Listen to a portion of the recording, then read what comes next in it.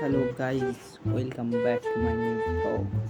তো দেখতে পাচ্ছ, এটা হচ্ছে আমার 5 স্টার ঘর, কেউ হাসবে না।